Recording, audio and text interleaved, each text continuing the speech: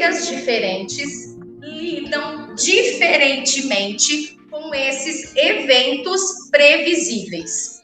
E o que isso significa, esses eventos, né?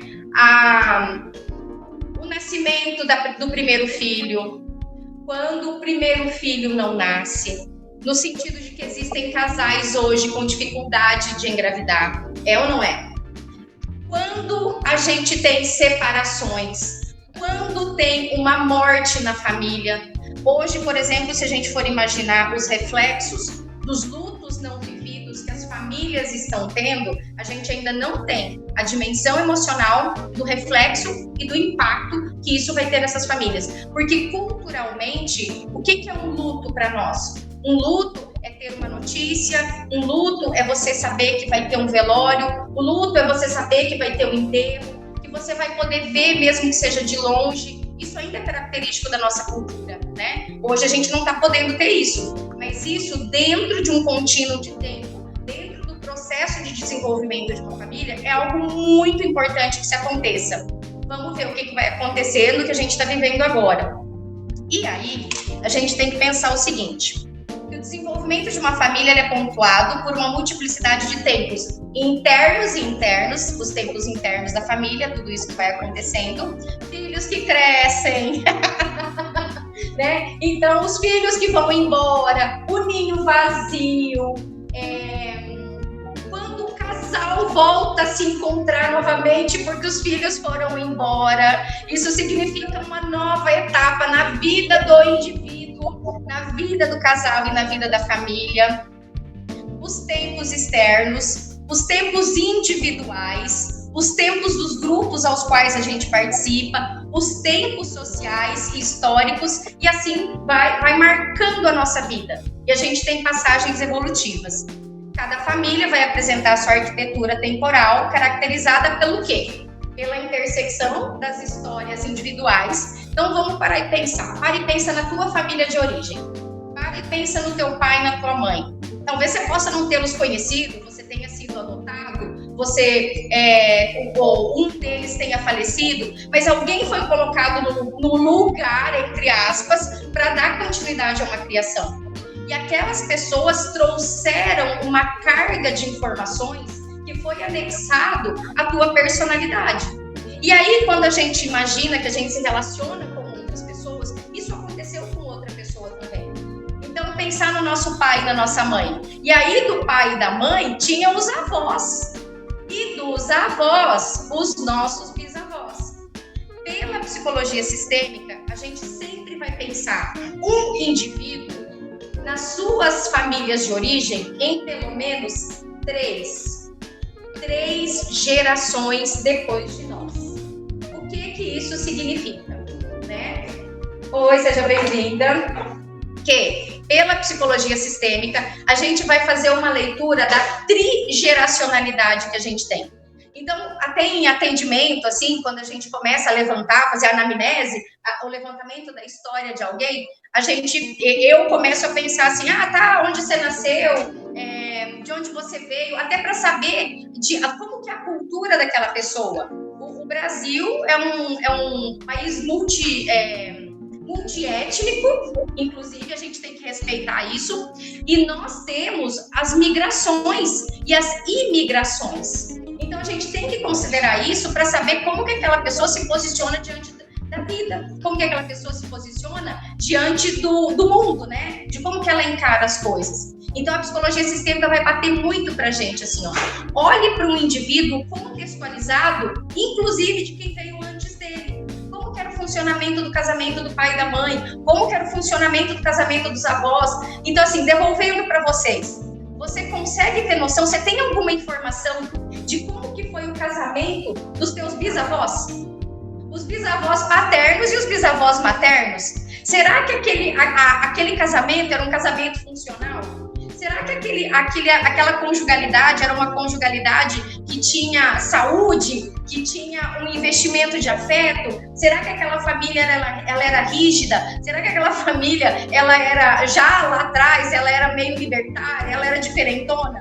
Então é importante que a gente tenha essas informações, porque existem coisas que ao longo, nesse contínuo de tempo, elas são replicadas. E a gente vai ter a tendência à repetição. E a gente repete sem saber. Que é muito aquela historinha do peixe, né? A moça, o rapaz que pergunta pra sogra: ei, mas por que a fulana corta o rabo e a cabeça do peixe quando ela cozinha? Porque eu aprendi assim com a minha mãe e ensinei assim pra ela. Aí ele, injuriado, vai lá e pergunta pra avó: vó, por que você corta a cabeça e o rabo do peixe, vó? Porque a minha mãe me ensinou assim. Ele consegue chegar na bisa, né? Aí ele: Bisa, por que você corta? Filho, porque a vida inteira eu tive uma travessa pequena. Então, assim, e a gente se molda em crenças e vai replicando e a gente não sabe dizer o porquê. Então, a família tem 3 dimensões temporais que a gente vai sempre analisar, que é passado, presente e futuro, que representam a sua peculiaridade em relação a outros grupos sociais. Então, existem os momentos nodais de nó, que eu comentei com vocês, e dentre os teóricos da psicologia sistêmica, aqui é um consenso teórico, tá? Na verdade, existe uma discordância ainda sobre esse consenso. Ele é mais ou menos, é como Andolf, a turma do Andolf coloca, porque existem algumas turmas, né? Alguns clubes de funcionamento, e é isso que faz com que a ciência se promova, né? Com que se tragam novas possibilidades, inclusive para a gente compreender o funcionamento, né, psíquico, o funcionamento das famílias. Por quê? Porque as pessoas discordam. E discordando, elas vão estudar e vão trazer possibilidades realmente para a gente estar na atuação e para quem quer compreender as famílias. E ele fala o seguinte, né? O Andolf: a separação da família de origem e a primeira idade adulta, a formação de um novo casal, a família com crianças pequenas, a família com filhos adolescentes, a saída dos filhos e a reorganização do casal parental, e a fase de envelhecimento dos pais, presença de netos e a morte de um dos 2 parceiros. Então, esses são 6 momentos de transições essenciais na vida de uma família. Então, assim, faz sentido que realmente são marcações históricas, são marcações de cunho social, são marcações de cunho individual, que cada um de nós vai lidar de uma forma diferente, até por conta da nossa personalidade, mas da forma como a gente interiorizou e internalizou a cultura familiar de onde a gente foi criado. Então, uma coisa que a gente tem que observar, assim, que às vezes, né, existem filhos como sintoma. O que é ter um filho como sintoma? Sabe, o bebê quando ele nasce, quem teve a oportunidade, né, o desejo também de ter filhos, quando o bebê nasce, o que acontece com o casal? O casal se transfigura, o casal se reconfigura por conta da presença de um terceiro. E é claro que em outros momentos lá na frente a gente vai poder falar mais sobre isso, que é onde acontecem as triangulações, né? Que é onde acontecem alguns processos que são processos naturais de discordância que levam ao crescimento individual, que é a individuação. E quando aqui, conforme está preconizado, nesse terceiro momento, quando existe a chegada de um filho, a gente tem uma redefinição de papéis e uma redefinição de funções nessa dimensão afetiva desse casal. Mas aí, com toda a propriedade, depois a Cláudia Pesini, ela vai poder falar sobre os papéis e as funções dentro tanto individual quanto na família. Então, vamos parar e pensar o seguinte, gente, pensando em ciclo vital, em individuação, em família. Que recursos e competências a família deve ter para lidar com esses tais períodos evolutivos críticos? A Carter e McGoldrick, que são 2 teóricas americanas, elas dizem o seguinte, que os estresses familiares, eles são conectados aos sistemas, todos os sistemas. Não existe um sistema que não vai passar por esse tipo de problema ou perrengue. É que nascer, crescer, adolescer, adultecer, envelhecer e morrer vai fazer parte da nossa vida. Um dia nós seremos os componentes do nosso sistema que iremos morrer. E é claro que a nossa ausência vai trazer toda uma reconfiguração. E aí é que tá. E quando a gente perde alguém? Como é que se reconfigura? Então, a Carter e a McGoldrick, elas dizem isso. E elas têm o livro Bíblia, para quem gosta de sistêmica, é um livro delas, que é As Mudanças no Ciclo Vital. Então, é um livro super grosso, né? Mais teórico do que realmente de uma leitura compreensível, mas que elas trazem com outros autores também todos esses processos. Elas fazem a gente pensar o que o nascer traz, o que o adolescer faz numa família.